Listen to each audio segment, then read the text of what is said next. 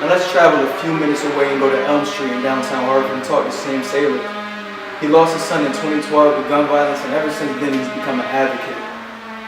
He just wants to share the story of many parents who have lost their sons and daughters to guns, and for a while he did feel jaded. He felt slighted because, as I've said, within the city there's so much tragedies, but when it comes to people who come in our state and talk about it, they neglect us, and I was the perfect person to speak to him.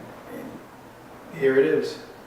Here's the story of Sam Saylor and his son. Right now, it's to my understanding that you're an advocate for gun violence, to stop gun violence. Yeah. So I want to know, what started that and your journey from when you started till now. Well, I've been a community activist and organizer since 1980, and started out against violence and working against street violence and, violence against persons and stuff. And so I've been doing that for years, trying to get kids against drugs, against violence, not just violence, but social violence as well, those of the rich against the poor, trying to get great policies. But so working in this community right here with my businesses, serving this community, serving Blue Hills community against those things. And so been doing the work. So, and then I got into ministry and became a pastor of a church and serve in the church and the community still as businessman, community organizer, parent leader, doing a number of things, counseling kids, mentoring kids. And then in October 20th, 2012, about 4 o'clock in the afternoon, I got a call from my son's mom that, he was shot, he was killed. And so I've been heavily involved since my son's murder, 2012, the 20th of 2012 of October. He became the 20th victim in the city of Hartford at 20 years old, killed by a 20-year-old, and leaving behind a baby girl that he didn't know that he was going to have. So we've been working, we got to know firsthand what I thought I knew secondhand in trying to counsel people with grief around violence and death and loss of loved ones. I got to know it firsthand. I think that the hole that is open in your life, the darkness that welcomes itself into your life, and the depression that tries to take your life from you, your joy from you, and had to fight against that, and the shame, embarrassment of being a dad and can't protect your son and all that. Having a God that could not raise your son. And a lot of things in my head went through. But one thing I realized was that, that this is a social and societal issue.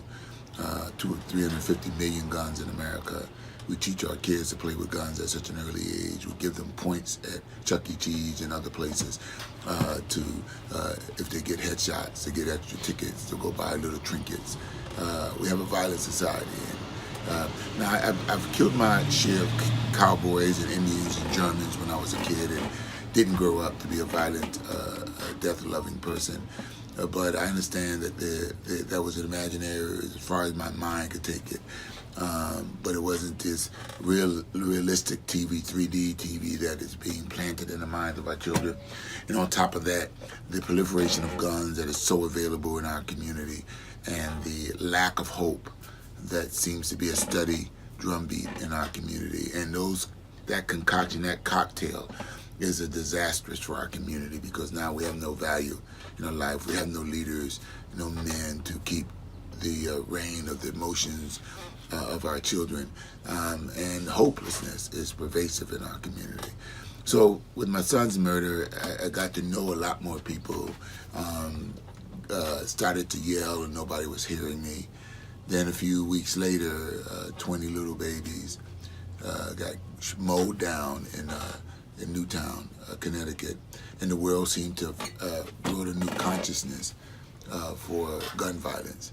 But yet it was a consciousness that overshadowed or took a leap over the urban violence that we've been experiencing and experienced since my son. Over 130 people have been killed in the city. Hartford at one time, again last year and a couple of years before, was dubbed as the murder capital of New England. So we have not gotten a hold of the disastrous impact of killing fields that are happening in our community. I say in our communities because in our city, certain communities don't even experience gun violence. So seeing the science, something in the atmosphere causes gun not to happen. We know it's the affluency of those communities, the home ownerships, the income levels of the households, the school levels, hope in that community keeps a vigilance over that community. It keeps the violence and those who are prone to cause violence out of those communities. But those communities that are abandoned with absentee landlords, high poverty rate, high unemployment rate, high absentee fathers, high absentee moms, drug trade, it's just ripe for the killing fields. And that's only in certain parts of our city. Although it spills over in other parts of the city every once in a while, it happens on just certain parts of a community. One time the police did a mapping that showed where the body lies, was falling, and it was a heavily concentrated area in our community. So we work with organizations like Mothers United Against Violence and others, For Unity, and other organizations that have responded to this violence in this community.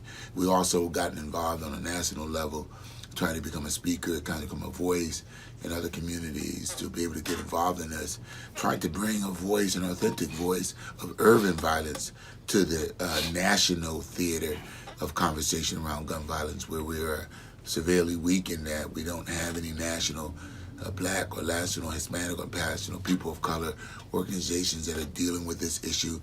As we go to the Capitol and go to these national meetings, we don't exist on the stage. We don't exist in the larger conversation. We always seem to be a footnote, an appendage in the conversations, but yet we're the main character in the gun violence murder.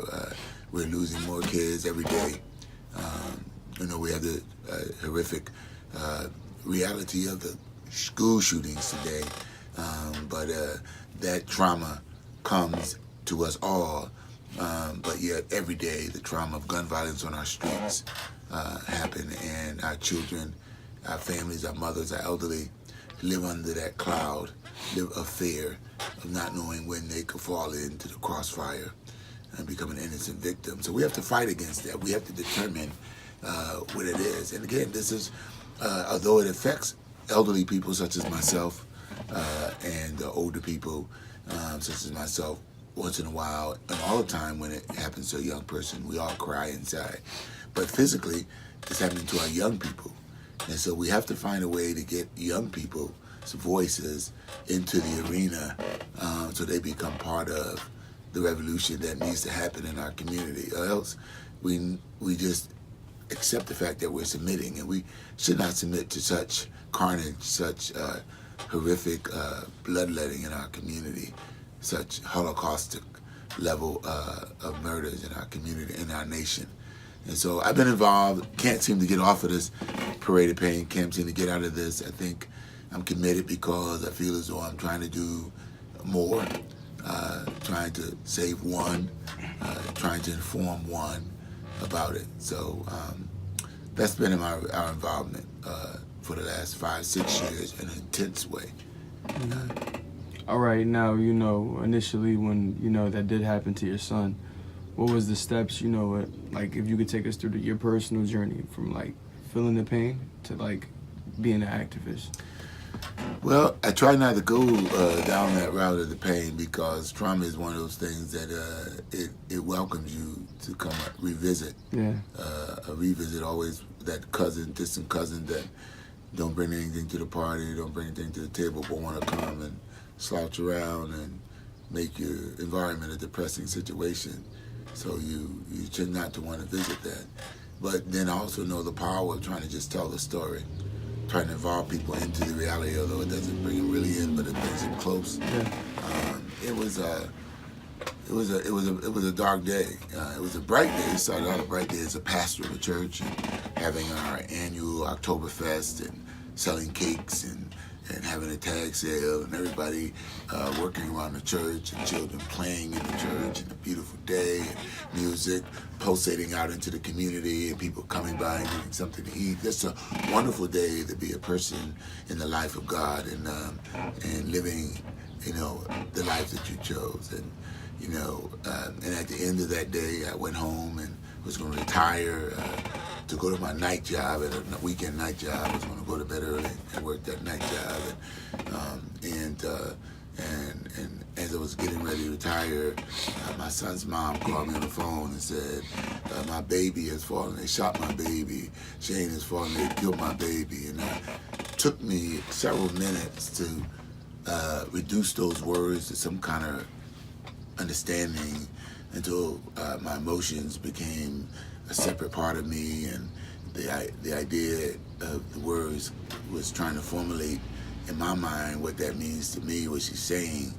And then I freaked out, threw my clothes back on, ran out the car.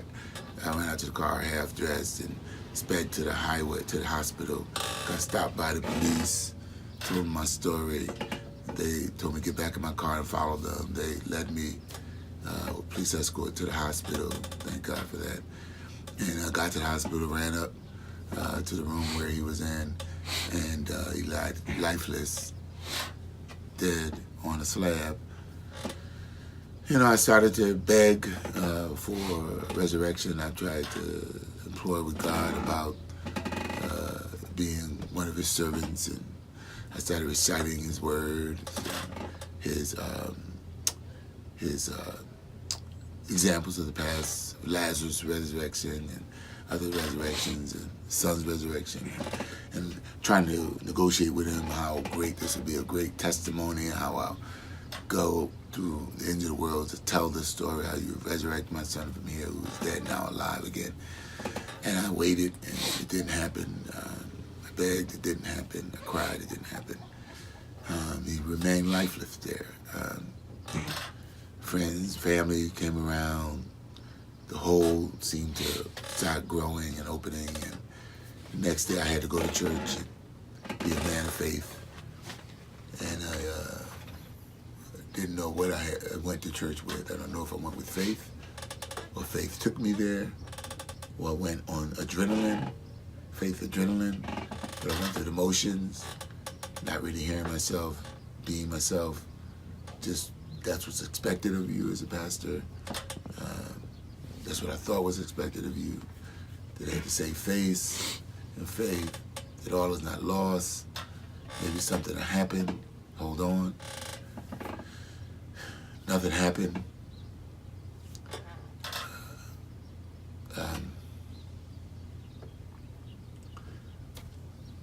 No miracles that I could see. There's an unwelcome resignation that it is what it is. Started playing in my head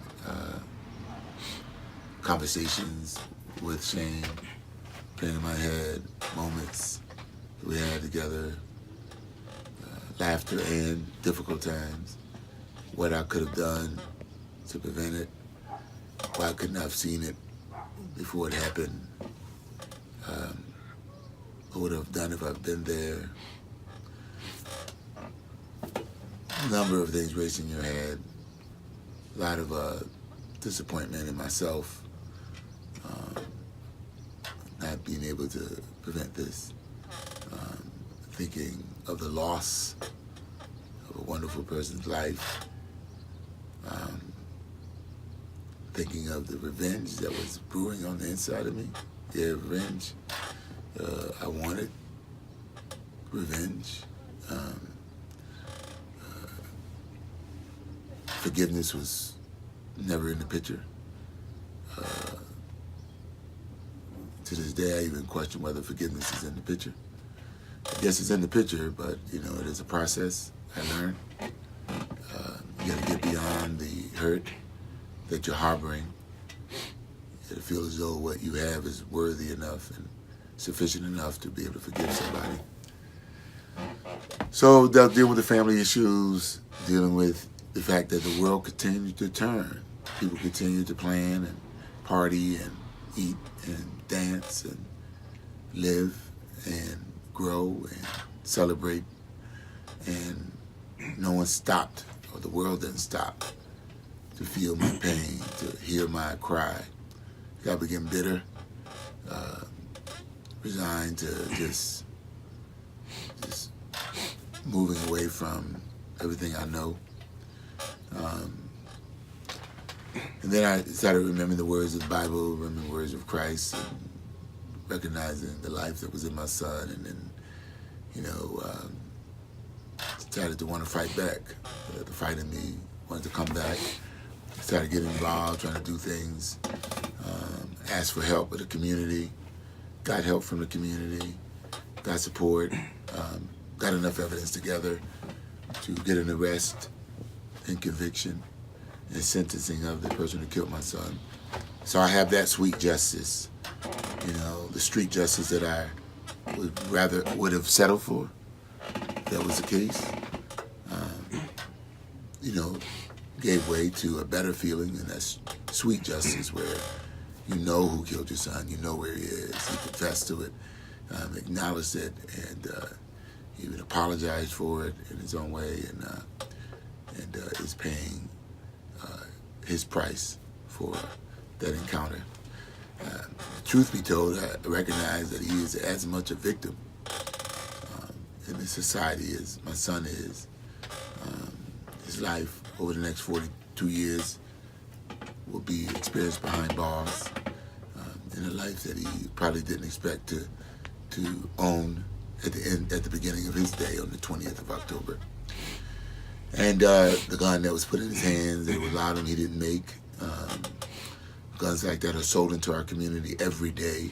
The folk that don't look like us, from states that don't want to acknowledge us as human beings, but they're sold to our children. They brought in from communities outside of our cities, suburban communities, affluent communities, sold into our community by drug-dependent suburbanites, children who are then, when the guns are located and attribute to who that household, they say they were stolen. But we know that most of them were sold because they're not locked up, they're not secure, but yet no one owns the death and the carnage that happens in our community. So again, this fight continues to happen as we go across the country, talk to different people, try to build national movements, local movements around making a change. It becomes frustrating because we can't get laws passed. We can't get society to really address the issues that cause most of the violence in the urban community. And there's a lack of hope, lack of jobs, lack of access to financial wherewithal to do the things we need to do. We hear the populists talking about they're against guns, against violence, but they allow the violence of miseducation of children, unequal schools, unequal living, unequal jobs to continue to happen. Trying to tie that in as contributors in our community, as tributaries to the violence that flows in our community. People don't want to hear that. They think it's just a gun. But the gun is backed up by a whole lot of policies and issues that work against people of color and people of poor economic means. So that's our message. But you're right. I talked to you earlier, and it is right. We got to get our kids involved in this as they've been coming involved since the Florida shooting, bringing their voice to the table. We have to bring that authentic voice of our young Black and Hispanic children to the table somehow. We got to show them that it is their cause, that they change the narrative of our communities, that we write a new narrative, a new story for our community, a new ending, a new presence, and they got to help be involved in that. And the elderly, the older people, the wiser people, the people with wisdom and wealth and means have to support them in that endeavor. Do you have any suggestions or opinions on the theory of controlling guns or restricting some policies or getting them out of certain hands? Well, I don't think the laws are strong enough against people what to do with straw purchases, where it's those individuals who come sell guns out of the back of their trunks. I don't think the crime is severe enough for them. They need to know if they're coming to Connecticut or into our cities selling those guns, that they will meet harsh punishment, that they will be, even if it could be tied back to them, they can be complicit in the murder or the carnage that gun violence causes in our community. I think that message needs to get out there. I don't think that's loud and clear. I think we spend a lot of time on the long guns, the high capacity guns, but not on the people and the policies around the handgun that comes and causes most of the mayhem in our community. So we need to fight for stronger pistol legislation, stronger policies around whether a person could carry a concealed gun in public places where children and individuals are. We need to fight for policies like that. All right. Well, thank you, sir. Thank you. Thank you for your answers. Thank you for the work that you're doing. Hey, for sure. Thank you for the good work. Hey, your phone's been going That's off, okay. too. He does that all